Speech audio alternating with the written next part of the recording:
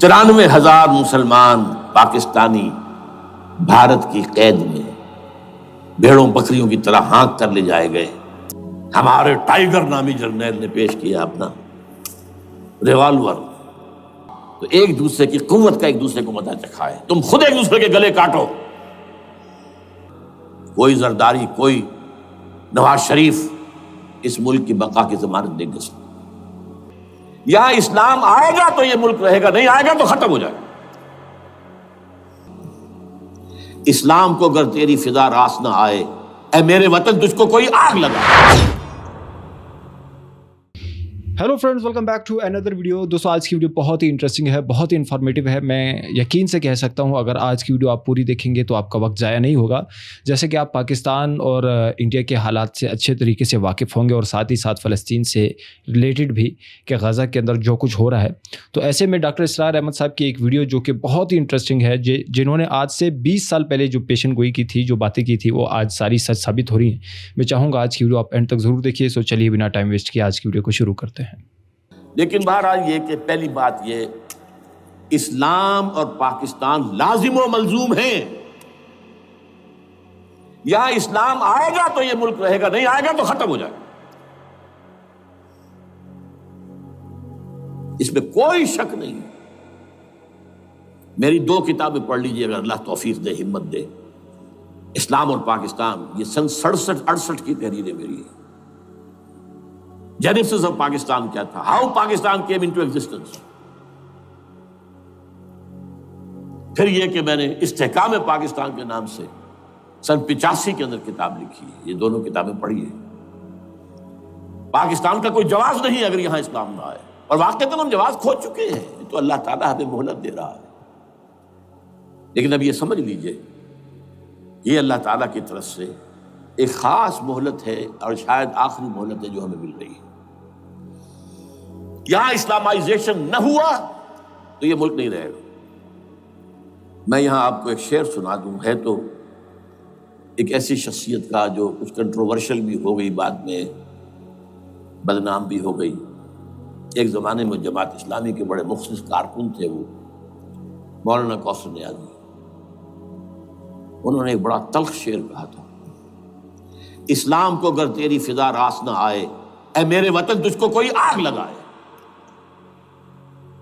ہمیں اسلام چاہیے، اور اسلام نہیں آئے گا تو یہ ملک نہیں رہے گا. کوئی زرداری، کوئی نواز شریف اس ملک کی بقا کی ضمانت نہیں دے سکتا. اس کی بقا ہے اگر تو اسلامائزیشن نہیں ہے. 61 سال کی ہماری بے وفائی اللہ کے ساتھ کیے ہوئے وعدے کی، اس کا ایک عذاب ادنا ہم جھیل چکی ہیں. 71 یاد کی سن 71، پاکستان 2 لخت. 94,000 مسلمان پاکستانی بھارت کی قید میں بھیڑوں بکریوں کی طرح ہانک کر لے جائے گئے، ٹرکوں میں بھر بھر کر، جیسے کہ ڈیرہ غازی خان سے بھیڑیں بکریاں آتی ہیں لاہور میں ذبح ہونے کے لیے. کنسنٹریشن کیمپس میں ہمارے ٹائیگر نامی جرنیل نے پیش کیا اپنا ریوالور. کتنے لوگ مارے گئے، کتنا فساد ہوا. مسلمان کے ہاتھوں مسلمانوں کا خون کتنا ہوا. یہ اللہ کا ایک خاص عذاب ہوتا ہے. میں نے وہ آیت آپ کو سنائی تھی، قل هو القادر على ان يبعث عليكم عذابا من فوقكم او من تحت ارجلكم. اے نبی سے کہہ دیجیے اللہ اس پر قدرت رکھتا ہے، جب چاہے تم پر کوئی عذاب اوپر سے بھیج دے، تمہاری زمین کے نیچے سے نکال دے. زلزلہ آیا تھا کہ نہیں؟ او یلبسکم شیعا، ایک تیسری شکل بھی ہے. نہ اللہ آسمان کو کوئی تکلیف دے، نہ زمین کو. زمین پھٹے گی تو آدمی جائے گا نا اندر، بلکہ تمہیں گروہوں میں تقسیم کر کے، او یلبسکم شیعا فیذیق بعضکم بعض بعض، تو ایک دوسرے کی قوت کا ایک دوسرے کو مزہ چکھائے. تم خود ایک دوسرے کے گلے کاٹو. ہمیں کسی اور قوم کو تکلیف دینے کی ضرورت نہیں ہوگی. یہ کام ہمارے ساتھ ہو چکا ہے 1971 میں. بہرحال اب اس کے بعد بھی تاخیر تو ہماری جو کی تو ہے. اب ہم اس جگہ پر پہنچ گئے کہ شاید اب عذاب الاکبر آنے والا ہے. وہ آیت بھی میں نے شروع میں پڑھی تھی، وَلَنُذِيقَنَّهُم مِّنَ الْعَذَابِ الْأَدْنَىٰ دُونَ الْعَذَابِ الْأَكْبَرِ لَعَلَّهُمْ يَرْجِعُونَ. چھوٹا عذاب آیا سن 71 میں، پاکستان بہرحال مغربی پاکستان تو برقرار رہا، اس کا نام بھی پاکستان رہا۔ اب شاید بڑا عذاب آ رہا ہو، بلکنائزیشن جس کے نقشے جو ہیں دنیا میں شائع کیے جا چکے ہیں۔ اور اس اسلامائزیشن کے لیے جو میں کہہ رہا ہوں کہ اس کے بغیر یہاں پاکستان نہیں رہے گا، اس کے لیے اس کی جو دستوری، تدریجی، قانونی، پرامن اگر راستہ اختیار نہ کیا گیا تو ملیٹنسی بڑھے گی، یہ رکنے والی نہیں ہے۔ یہ جو اوپر کا جو علاقہ ہے، ایک ٹرائنگل ہے جس کا نقشہ کھینچا ہے ایک بہت بڑے مصری ادیب اور مورخ نے، شکیب ارسلان ان کا نام تھا۔ انہوں نے کہا ہے کہ یہ پامیر، سطح مرتفع جو ہے پامیر، جسے روف آف دی ورلڈ کہا جاتا ہے، اس سے پہاڑوں کے سلسلے نکلتے ہیں، کوئی چین کی طرف چلا گیا، کوئی تبت کی طرف چلا گیا، کوئی قراقرم ادھر آ گیا پاکستان کی طرف، ہمالیہ آ گیا پاکستان انڈیا کی طرف، ادھر ہندو کش چلا گیا افغانستان میں۔ یہ سب جیسے کہ ایک جو پہیا ہوتا ہے اس کے جو لگے ہوتے ہیں سپوکس جنہیں کہتے ہیں۔ اس نے کہا کہ ایک طرف ہمالیہ اور ایک طرف ہندو کش، اس کے درمیان میں جو قوم رہتی ہے، اب نوٹ کر لیجیے، یہ ہمالیہ کا اینڈ جو ہے مغربی، وہ کیا ہے، یہ نتیا گلی وغیرہ اسی کا حصہ ہے، اس کے بعد ختم، دریائے سندھ بہہ رہا ہے، لیکن اوپر جا کر وہ ٹرن دیتا ہے رائٹ کو، تو پھر اب وہ قراقرم اور ہمالیہ کے درمیان جاتا ہے، یہاں تک کہ انڈیا سے جو اس کا داخلے کا راستہ آ جاتا ہے۔ لیکن یہ جو ہے یہ درمیانی راستہ، یہ اصل میں ہندو کش ادھر اور ہمالیہ ادھر، اس کے درمیان جو قوم آباد ہے، اور اس ٹرائنگل کا بیس ہے مالاکنڈ کا پہاڑ، مالاکنڈ، ہمالیہ، ہندو کش۔ اس ٹرائنگل میں جو قوم آباد ہے، شکیب ارسلان کہتا ہے اگر پوری دنیا میں اسلام کی نبضیں ڈوب جائیں تب بھی یہاں کے لوگوں میں اسلام کی نبض چلتی رہے گی۔ یہ وہ علاقہ ہے جہاں سے پاکستان کے طالبان کا آغاز ہوا، جہاں سے پرامن تحریک چلی تھی، اس کا راستہ روک دیا گیا۔ اب وہ شدت پسندی پر آ گئے، اور یہ شدت پسندی بڑھے گی اگر آپ نے تشدد سے روکا، اگر امریکہ کے چمچے بنے رہے، اگر امریکی ایجنڈے ہی کو پورا کرتے رہے اور اپنے لوگوں کو مارتے رہے، تو جواب میں گریک چراغ حقیقت کو گل کیا تم نے، تو موج دودھ سے 100 آفتاب ابھریں گے۔ یہ اب جو آ رہے ہیں، کہاں سے آ رہے ہیں آپ کے یہ خودکش حملہ آور؟ یہ وہی ان لوگوں کے رشتہ دار ہیں نا جو امریکی بمبارڈمنٹ میں مارے گئے ہیں، کتنے ہیں جن کے بچے ختم ہو گئے، بیٹے مر گئے۔ یہ جو ہمارے ہاں ایک کمانڈوز کے کیمپ کے اوپر جو حملہ ہوا تھا اور خودکش بمبار، جس سے کہ شاید 18-19 بہترین آپ کے کمانڈوز ختم ہوئے تھے، وہ کون تھا؟ وہ خود کمانڈو تھا، اندر کوئی اور تو جا ہی نہیں سکتا تھا، یہ کمانڈوز کا کیمپ تھا، اور اس کے میس میں لوگ کوئی جا سکے، وہ خود کمانڈو تھا۔ اس کی بیٹی لال مسجد کے اندر جلی تھی۔ اب آپ اندازہ کیجئے کہ اس کے دل میں جو کھول رہا تھا اس کا جذبہ، اس نے اس کو ٹھنڈا کیا خود جان دے کر۔ تو یہ جان لیجیے، ادھر باجوڑ میں حملہ ہوا تھا، ادھر جو ہے ہماری ملٹری پریڈ کے اوپر حملہ ہو گیا۔ تو یہ بات رکے گی نہیں، اور یہ ظاہر بات ہے کہ اب شمال سے لے کر نیچے تک کی بات ہے، وہاں پر بھی میں نے شروع بھی کہا تھا یہ خطرہ حقیقی ہے، غیر حقیقی نہیں ہے، وہمی اور خیالی نہیں ہے۔ اس لیے کہ اب جو اس علاقے سے جا رہے ہیں ہجرت کر کے کراچی، وہی ان کی جگہ ہے، وہیں پر ان کے رشتہ دار ہیں، محسود ہیں، وزیری فلاں ہیں، یہ ہیں وہ ہیں، وہاں وہ جا رہے ہیں۔ اور وہاں پر بھی ظاہر بات ہے کہ جو کچھ ہو رہا ہے افغانستان میں اور جو کچھ ہو رہا ہے شمال سرحدی صوبے میں، اس کا ایک تسلسل ہوگا۔ میں یہاں یہ عرض کر دوں آپ سے کہ تقریباً 4 سال قبل، بلکہ 4.5 سال، میں انتہائی مایوسی کو پہنچ چکا تھا کہ پاکستان کا وجود باقی نہیں رہے گا۔ میں نے یہی تقریر کی ہے 29 فروری سن 2004 کو، اسی جگہ۔ پاکستان جواز کھو چکا، یہ اسلام کے نام پر تھا، ویئر از اسلام؟ جو اسلام یہاں وہ تو بھارت میں بھی ہے، وہ تو امریکہ میں بھی ہے، وہ کہاں ہے اسلام کا سیاسی نظام، اسلام کا تعزیراتی نظام، اسلام کا کرمنل لا، اسلام کا سول لا، اسلام کے فیملی لاز کہاں بنائے تھے اس شخص نے جو فیلڈ مارشل بنا تھا، خود ساختہ، جو اس نے قوانین بنائے تھے؟ تمام علماء نے کہا تھا، تمام مکتبہ فقہ کے کہ غلط ہے، تحریک کوئی نہیں اٹھائی، یہ ان کی غلطی تھی، کوتاہی تھی۔ جمہوریت کی تحریک میں شامل ہو گئے، اس پر کوئی تحریک نہیں چلائی۔ بہرحال وہ نظام کہاں ہے؟ وہ نظام تو قائم نہیں کیا۔ اس حوالے سے یہ اپنا جواز کھو چکا ہے۔ دو ریشنل ریزون دیت جسے کہتے ہیں فرینچ کے اندر، ریزون دیت کسی چیز کی reason, rational of existence.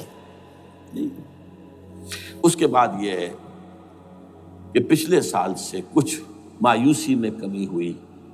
Number 1، chief justice of Pakistan Iftikhar Muhammad Chaudhry کے اندر ہمت اللہ نے دی، وہ کھڑا ہو گیا۔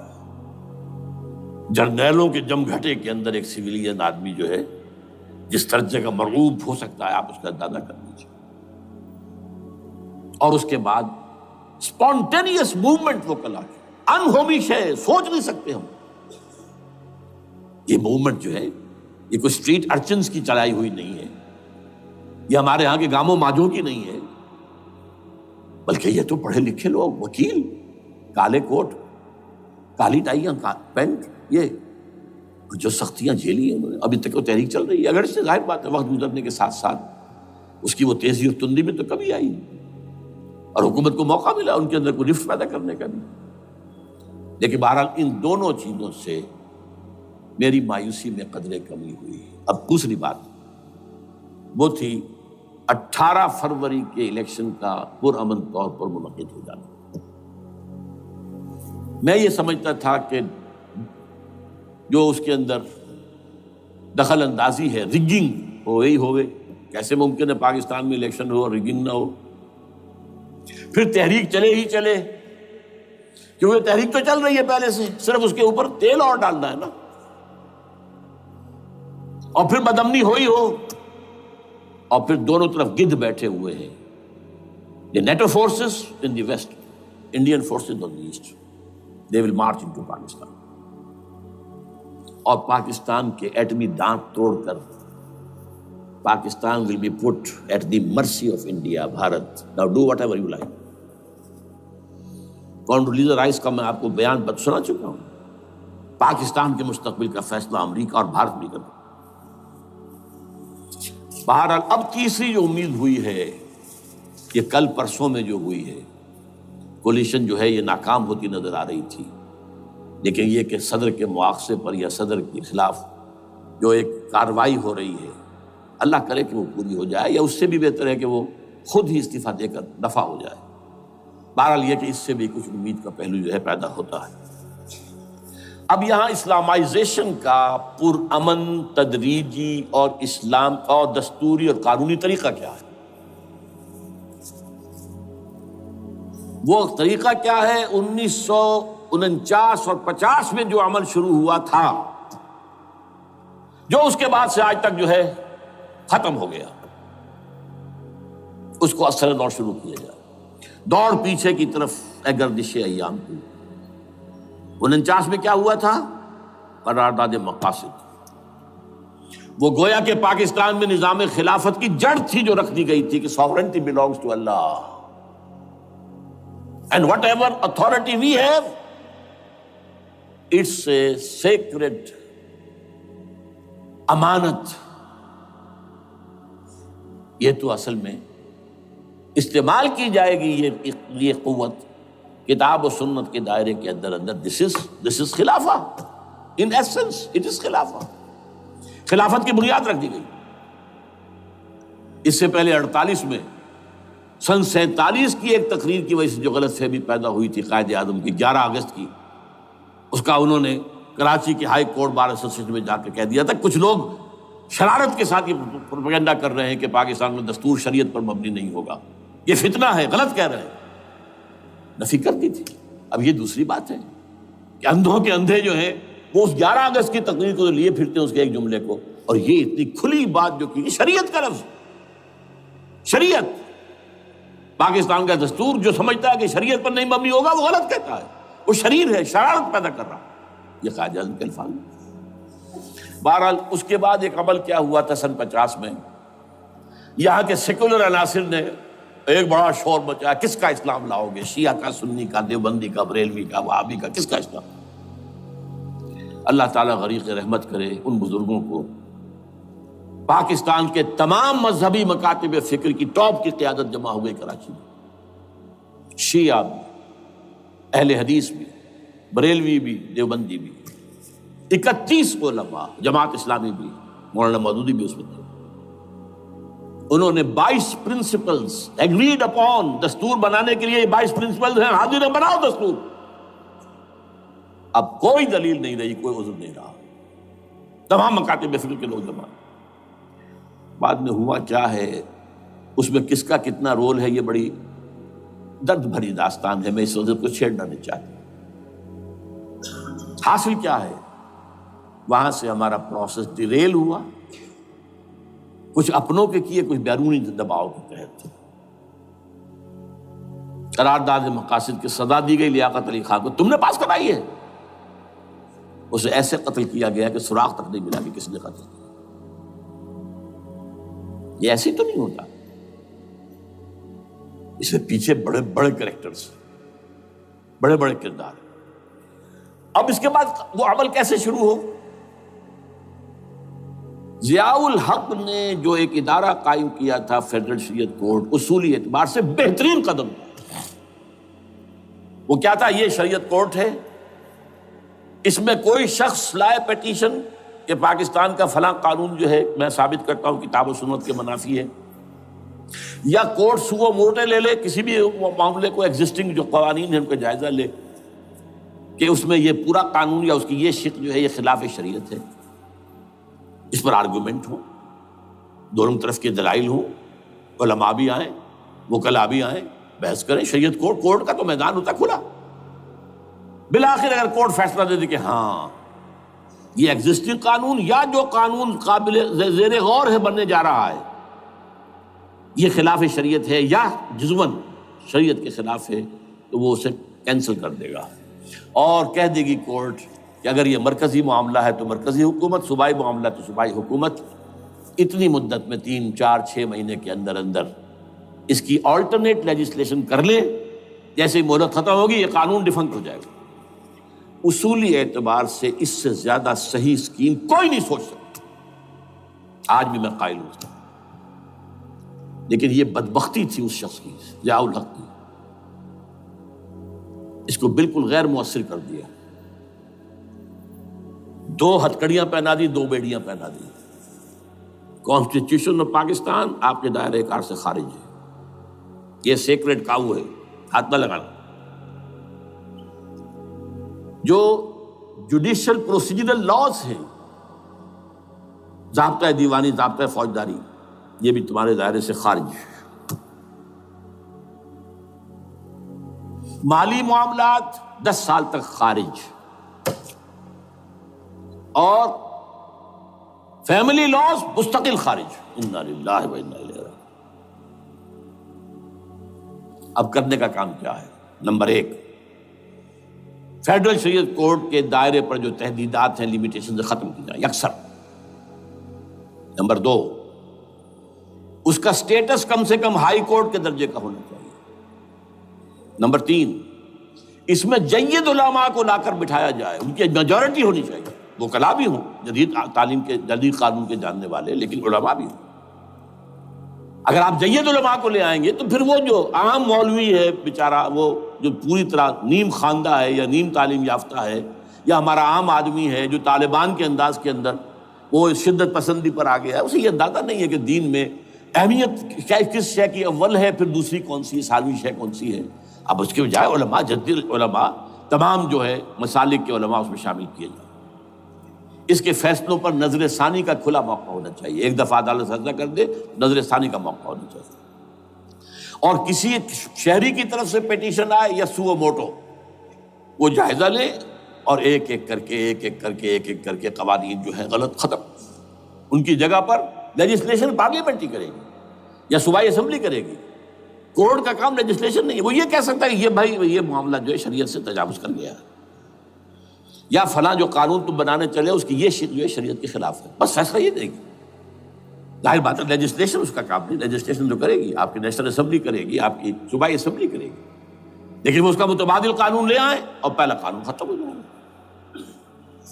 اچھا، اس عرصے کے دوران جو کونسل آف اسلامک آئیڈیالوجی پر ارب روپیہ خرچ ہوا ہے، اس کی رپورٹوں کے انبار لگ گئے ہیں، کسی ایک سفارش کو بھی آج تک پارلیمنٹ میں پیش نہیں کیا گیا، اور اس میں جید علماء رہے ہیں اور تمام مکاتب فکر کے علماء رہے ہیں۔ ان کی رپورٹوں کو رفتہ رفتہ پارلیمنٹ کے سامنے لایا جائے اور ان کے ذریعے سے نئی قانون سازی کی جائے۔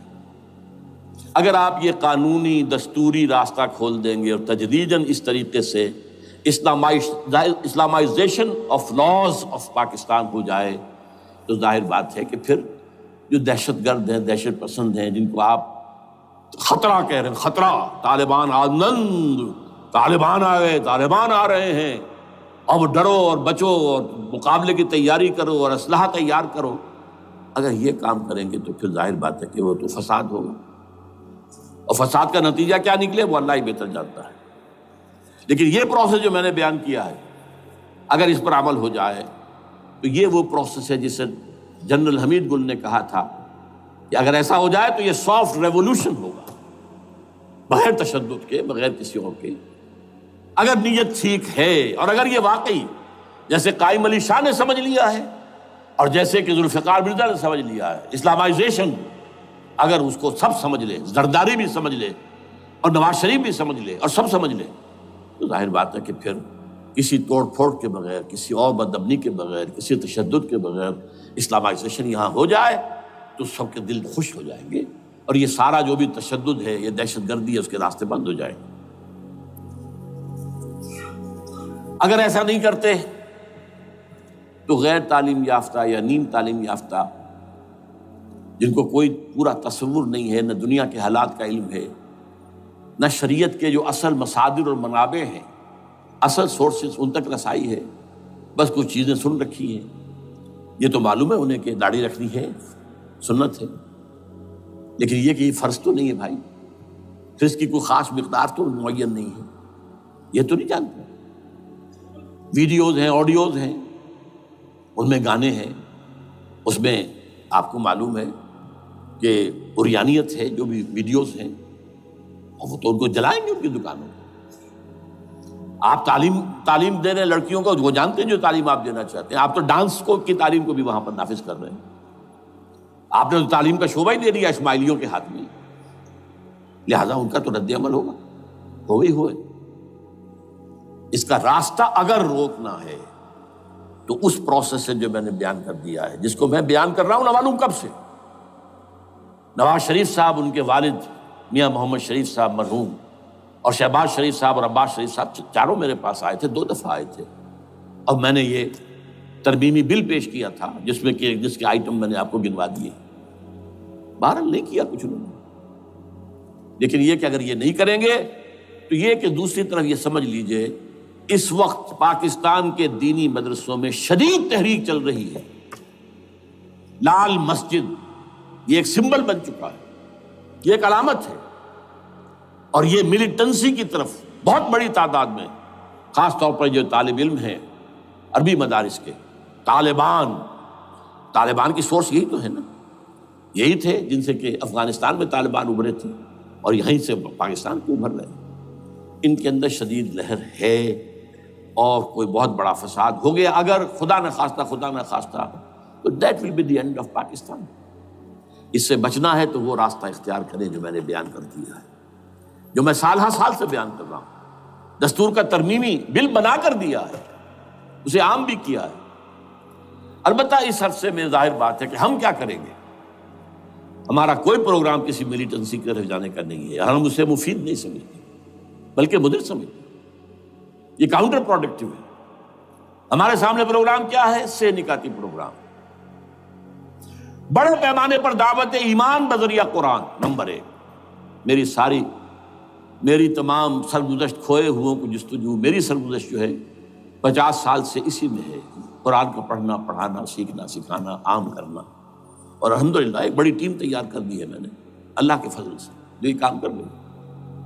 دعوت ایمان بذریعہ قرآن، اور جو ایمان واقعتاً لے آئیں، جس کا ثبوت ہوگا شریعت پر عمل، جس چیز پر عمل کیا جا سکتا اور نہیں کرتے تو آپ مجرم۔ ہاں ظاہر بات ہے اس ایک حصہ ایسا ہے جس پر آپ عمل نہیں کر سکتے جب تک کہ نظام نہ بدل جائے۔ چور کا ہاتھ میں نہیں کاٹ سکتا، آپ نہیں کاٹ سکتے، لیکن جتنے پر عمل ممکن ہے اس پر عمل۔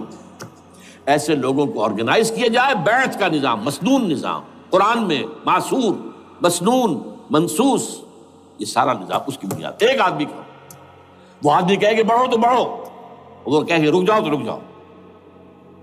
نمبر 3، ان لوگوں کا تزکیہ، اور میں بتا چکا ہوں تزکیہ اور تربیت۔ تزکیہ کس بات کی؟ کوئی امنگ، کوئی ولولہ، کوئی مقصد، کوئی تمنا دل میں نہ رہے سوائے اللہ کی رضا کی۔ حکومت مطلوب نہ ہو، اقتدار مطلوب نہ ہو، مال و دولت مطلوب نہ ہو، اللہ کی رضا اور آخرت کی فلاح۔ ہر تمنا دل سے رخصت ہو گئی۔ حضرت مجذوب کا مصرع، اب تو آ جا، اب تو خلوت ہو گئی، اے اللہ تو آ جا میرے دل میں، میرے دل سے ہر تمنا نکل چکی ہے، خلوت ہے۔ اور تربیت کس کی؟ کہ تیاری ہو جائے اس بات کی کہ تن من دھن سب لگا دیں گے، جان بھی دے دیں گے جب موقع آئے۔ چوتھا کیا؟ کہ جب تک یہ تعداد کافی نہ ہو، یہ نہیں ہے کہ 150 آدمی لے کر کسی ایک جگہ پر کسی لال مسجد کو ہم مرکز بنا کر بیٹھ جائیں، نعرہ لگا دیں، ملک گیر جماعت، اور وہ بھی معتدل تعداد پہ، وہ جب تک نہیں ہوتی تو ہم یہی 3 کام کریں گے، یہی 3 کام کریں گے۔ دعوت ایمان بذریعہ قرآن، تنظیم بذریعہ بیعت، مسنون بیعت، تزکیہ اور تربیت کرتے رہیں گے۔ بانشہ درویشی در ساز دمادم زن، دمادم زن، دمادم، یہی کام کرتے رہو، کرتے رہو، کرتے رہو۔ نو ملیٹنسی، نو الیکشنز۔ لیکن جب تعداد کافی ہو گئی تو ایک منظم اور پرامن مطالباتی اور احتجاجی تحریک، توڑ پھوڑ نہیں، گھراؤ جلاؤ نہیں، جیسے گاندھی نے شروع کی تھی، نمک بناؤ تحریک، سول ڈس اوبیڈینس، لیکن کسی نے کوئی توڑ پھوڑ نہیں کی تھی۔ اپنے سر ان کے پھوٹے ہیں بڑے سے بڑے لیڈروں کے، مولانا ابوالکلام آزاد اور پنڈت جواہر لال نہرو کے سر پھٹے ہیں، ہزارہ لوگ جیلوں میں گئے ہیں، انہوں نے کسی کو کچھ نہیں کہا۔ اسی کا نقشہ ایرانیوں نے دکھایا، 20,000 سے لے کر 30,000 تک جانیں دے دی، ہتھیار نہیں اٹھائے، اس لیے کہ ہتھیار بھی استعمال کرو گے تو اوپر جو حکومتیں ہیں ان کے پاس تو بے تحاشا فوج ہے، ان کے پاس ٹینک ہے، ان کے پاس ہوائی جہاز ہیں، ہیلی کاپٹرز ہیں، گن سے بھرے ہیلی کاپٹرز ہیں، کیا نہیں ہے۔ پرامن منظم مطالباتی اور احتجاجی تحریک۔ اللہ کرے کہ ہمیں اس کے لیے جو مہلت درکار ہے وہ مل جائے۔ ہمیں معلوم نہیں کہ کہیں وہ مہلت ختم ہی نہ ہو رہی ہو، لیکن اگر ہم آخری سانس تک اس کام میں لگے رہیں گے تو انشاءاللہ اللہ تعالیٰ کے ہاں ہم معذور قرار پائیں گے۔ اللہ تعالیٰ جو ہے ہمیں درگزر ہم سے فرمائے گا کہ جو کچھ میں کر سکتا تھا اللہ میں کرتا رہا، آخری دم تک کرتا رہا۔ اگر یہ ہے تو اپنی تو کامیابی ہے، باقی کیا ہوتا ہے ملک کا میں کچھ نہیں کہہ سکتا، اللہ بہتر جانتا۔ تو جی ہاں دوستو، ویڈیو آپ نے دیکھی، ہوپ فلی آج کی ویڈیو آپ لوگوں کو ضرور پسند آئی ہوگی اور آج کی ویڈیو سے آپ کو ضرور کچھ نہ کچھ سیکھنے کو ملا ہوگا۔ تو اگر آپ کو ویڈیو پسند آئی ہے تو ہمارے چینل کو لائک، شیئر اور سبسکرائب کرنا بالکل مت بھولیے گا۔ ملتے ہیں اگلی ویڈیو میں، تب تک کے لیے دیجیے اجازت، اللہ حافظ۔